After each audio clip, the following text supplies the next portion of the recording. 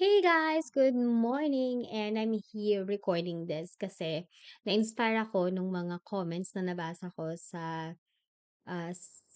scleroderma videos ko.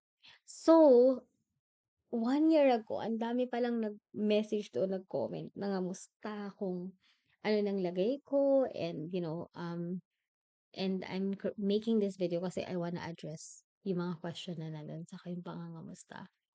And also, I wanna refresh you guys. Kung hindi niyo man napanood yung paano ka na-diagnose, I wanna refresh you guys and then add more information about it. So, yun nga. So when I checked the videos, may mga comments na checking on me kung buhay pa ako. Yes, guys, buhay pa ako. Flesh. Yeah, I'm still here and thriving and surviving. And I now have 3 kids. And I'm working from home na. I made some changes in my life to make it convenient for me and for my family. Para naman mas humaba pa yung buhay natin. And yun yung goal natin. I'm trying to transition to a slower pace kind of life. So, samahan niyo ako if you guys are into that as well. Samahan niyo ako sa journey ko. Follow and subscribe. Ayan. So, anyway guys. So, yun nga. Regarding sa disease ko. So, a little background is, na-diagnose nga ako na meron akong systemic scleroderma. Tinawag siyang systemic dahil may ibang organ affected, which is sa case ko, skin at lungs. Ayun. So, paano ba siya? Ayun. So, si scleroderma kasi ay isang autoimmune disease. So, 'pag sinabi mong autoimmune, 'di ba, ang kalaban nun is yung sarili mong katawan. So, ang akala ng katawan ko ay may sugat ako na kailangang i-heal. So, produce ng produce ngayon yung katawan ko ng collagen hanggang sa nasobrahan na ng collagen, guys. Kaya wala akong pores dahil sobra ako sa collagen. Kung puwede lang i-share ko sa inyo 'to, guys, i-she-share ko kaso it doesn't work that way. Ayun. So, um, ang scleroderma ay overproduction ng collagen. So, ang immune system ko ay nagkakamali at ina-attack niya yung healthy tissues na nagti-trigger ng fibrosis or meaning scarring or pagkapal na parang nagpapagaling ng sugat na wala naman, right? So, if hahawakan niyo yung balat ko ngayon, guys, makapal siya. So, pero patsi-patsi, different parts of the body. So, makapal siya kasi yun nga, yun nagpa-fibrosis siya, nangangapal na siya. So, anong ibig sabihin 'pag ng makapal? Ang feeling nun is leathery at waxy siya. So, 'pag hinawakan niyo siya, hindi niyo na siya mapi-pinch as normal, ayan, buo-buo na siya, ayan. So, siyempre 'pag ganyan yung balat mo, limited na yung nagiging, galaw dahil nga para kang nakukulong dun sa balat mo. So, ayun. So, yung iba nag-aano yung daliri, nagshi-shrink nagco-curve kasi hindi na siya nagkakasya kasi nga ano siya nag-shrink, nangangapal. So, umano ka parang nababanat, yun. Ayun. So, at the same time, yun din yung nangyayari sa lungs ko, guys. Kung ano yung nangyayari sa skin ko, yun din yung nangyayari sa lungs ko. So, ngayon yung lungs ko imbes na yung buka niya gano'n, 'di ba, ang buka na lang niya ganyan. Kasi, mayroon na rin siyang scarring, may pangangapal. So, leathery, waxy feels na din siya. So, siyempre gano'n-gano'n na lang yung hinga niya. So, because of that, yung oxygen capacity ng katawan ko 50% na lang yung kayang i-hold. So, unlike the normal person na 100%, ako 50% lang. So, mabilis akong maubo, mabilis akong masamid, and mabilis akong mahapo, mahingal. So, mahirap din ako magkaupo, mahirap akong suminok, um, maghikab, basta anything na nagagamitan ng hangin. Mahirap for me. So, and alam niyo na yun, kapag kapos kayo ng oxygen, it could be a lot of different things na maging komplikasyon, 'di ba? So, ayun. So, I may look normal and I may look okay, pero the quality of life is way, way different compared to before. Marami na akong hindi kayang gawin. Ayun. physically. Ayan. And also lumiit na rin yung bibig ko um, if you will check yung mga old pictures ko, yung lips ko is thinner now. Hindi siya lumipes really, kaso lang nangapal na yung balat ko dito. So, syempre, dahil tumigas na siya, parang nag-shrink na rin siya. Parang ganun. And, na, ano pa naman, chine-check ko to every morning eh. Sabi nung doktor, basta kasya pa yung 3 finger, okay pa yun, gano'n. Pero mahirap lang magpa-dental check-up kasi mahirap mga umaabot sa point na nagsusugat na 'to kasi nga makapal na 'to, eh, hindi siya gano'n ka-flexible, gano'n. So, very restricted na, ano ba, restricted or limited na rin yung, um, flexibility ng mouth. So, yun yung about sa straw, yun na rin yun. So, hindi na mag-close. Ayan. So, ano pa ba? So, paano ba ako nagkasintomas? Ano yung mga simula? So, back in 2019, nag-aral ako ng makeup. And then I was trying to hold the brush a lot kasi nagpa-practice nga ako, 'di ba? That's when I noticed na yung kamay ko namamanhid, ang bilis. Hindi siya normal na namanhid lang, 'di ba tayo ngalay parang ang tagal na kagano'n, ang tagal na nahigaan, mga ngalay, no, which is normal. Sa'kin nagba-brush lang ako pero nagkukuryente na siya, hinihingal na, ay hiningal, nagkukuryente na siya, ano na siya, sumasakit na siya, gano'n. Tapos napansin ko nga na ano na siya, 'pag nagba-brush ako ng gano'n, ang tagal bago ko siya matanggal. Parang hindi ko siya maibalik sa normal. Tingnan mo yung kamay ko ngayon. Ewan ko kung kita niyo guys, ayan. 'Di ba nag-iiba yung kulay niya. Both hands, yan, nag-iiba yung kulay. Kasi parang hindi siya makahinga, mumula. Tapos hindi ko na siya ma-close. Hindi ko siya kayang i-close. Hindi ko siya kayang i-fist. Oh, sakit. And masakit siya pag inunat mo ulit. Ayun, masakit kasi din yung balat. Ayun. So, if you will look at some patients, yung iba, yun nga, mas, ano na, mas different na yung fingers din nila. Um, and it's because of, yun nga, sa mga, symptoms din na yun. Um, so, I would say, nakakatakot yung sakit din kasi hindi mo alam kung gaano kabilis yung progression, kung progress pa ba after a certain flare up. So, yun yung reason kaya binibigyan kami ng maintenance medication. So, sa case ko, ang tinitik ko ay mycophenolate. So, immunosuppressant drug siya para hindi masyadong maglaban-laban yung mga cells ko sa loob ng katawan. Para alam mo yun, ceasefire, ganun. So, para mabawasan. Pero, initially, inofferan din ako na mag-chemo. Kasi kapag may lung involvement, usually, ino-offeran nila ng mag-chemo. Basta, ang hirap i-explain. Basta i-search na lang yung chemo na yun. Pero yun nga, nag-interview kasi ako ng mga patient. Kasi ayokong basta doctors lang. Gusto ko rin marinig syempre yung patient side. So, nag-search ako sa Facebook.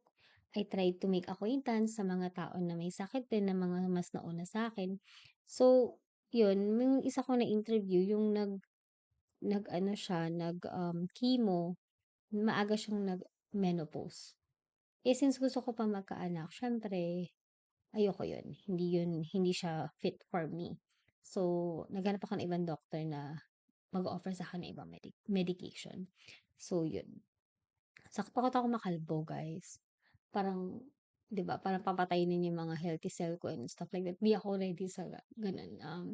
Ako lang yan. Yan. Ako lang yan, guys. Pero syempre, kayo, choice nyo pa rin yan. Ako lang yan. Hindi ako ready. Um, and then, after nun, ano ba next? After nun, isang taon ako religiously na naggamot, umokey naman ako. And then, the time na okay na ako, medyo na, ano yun, nakabalik na ako sa sarili ko.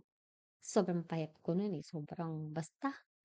Parang wala ng pag-asa yung tsura ko. Pero nakabalik naman ako. So, yun, nag-conceive ako ulit. And tama yung instinct ko na finally magkakababae na ako. So, nagkababae na ako. And I remember, my rheumatologist making a joke about it. Ewan ko kung joke, baka half meant. Ayun, na yung gusto ko nga daw is wants na lang, hindi na siya need. Kasi may dalawang boys na ako eh, may dalawang anak na ako, which is, tama naman. Actually, two is parang sapat na, di ba? Kaso, pangarap ko talaga maging mommy ng girl. Gusto ko talaga maging girl mom. So, ayun, parang yun yung purpose ko to live. Alam mo yun, yun yung goal ko. So, di ba? Don't take it away from me. Parang ganun. And I'm very grateful na nakinig ako sa self ko kasi it's one of the miracle of my life na na-witness ko happening inside me, happening to myself. Nung time na nag-conceive ako and throughout the pregnancy, I was in my healthiest. Walang sintomas, wala akong nararamdaman, walang flare up, walang anything. And one of the doctors told me na there's a possibility na, and this is science na, like nag-ceasefire yung mga cells ko. Yung mga naglaban-laban na yan, they ceasefire to protect my child, to protect the baby inside me. And ang sarap nun, di ba? Ang sarap imagine na parang your body listen, parang nagkasundo-sundo sila to protect this one miracle of my life. So, sarap isipan. I don't know if you guys feel that, pero for me, that's a miracle. And I'm so grateful. I felt so blessed na na-witness ko yun and it happened to myself. And yun na. So, ayun na. So, lumabas na si baby. Ayan. Tapos, 3 years later, hindi pa rin ako naggamot kasi nag-breastfeed ako. Tapos, na-busy na and all. And then, when I was ready to take care of myself again, ayan. Balik na tayo sa medication. So, I'm back with medication ngayon. Ayun. So, and again, I wanna say thank you dun sa mga, trying to check in on me. Alam ko yung feeling nun kasi, and I wanna update you guys kasi alam ko yung feeling na ganun eh. Um, when I was diagnosed, I was trying so hard to find people who really experienced the disease and who can prove to me that I can live a life pa rin regardless of the inconvenience of the symptoms, inconvenience um nung disability. I would I wouldn't change it for the world. I can take all the pain, yung araw-araw na pain, yung araw-araw hirap matulog dahil ngalay na ngalay ka. And honestly, hindi ko na alam kung nangangalay ako ngayon kasi sobrang sanay na ako na parang hindi ko na alam. Hindi ko na alam if may masakit sa akin kasi araw-araw may masakit. So, pero when you see your kids, okay lang. Okay lang na may masakit. Okay lang na masakit everyday. Okay lang na ang hirap matulog everyday.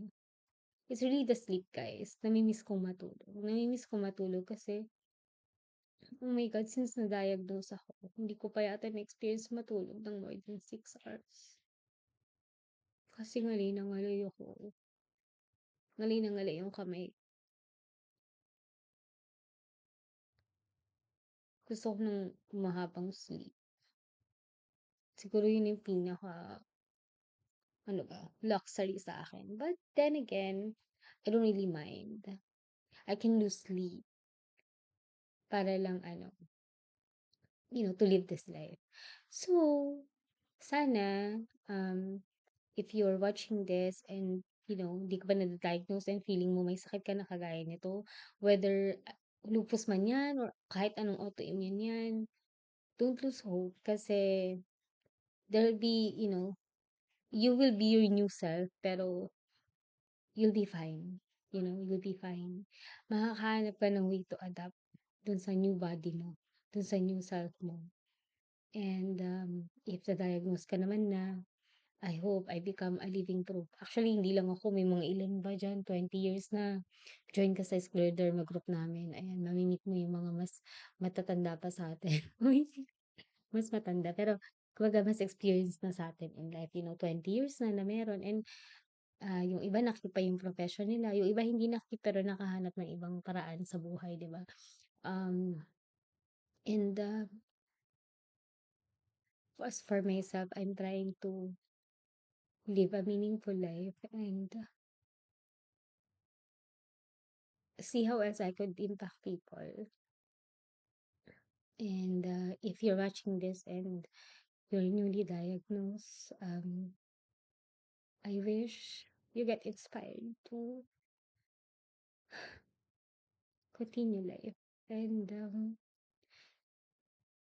continue fighting and continue wanting things kasi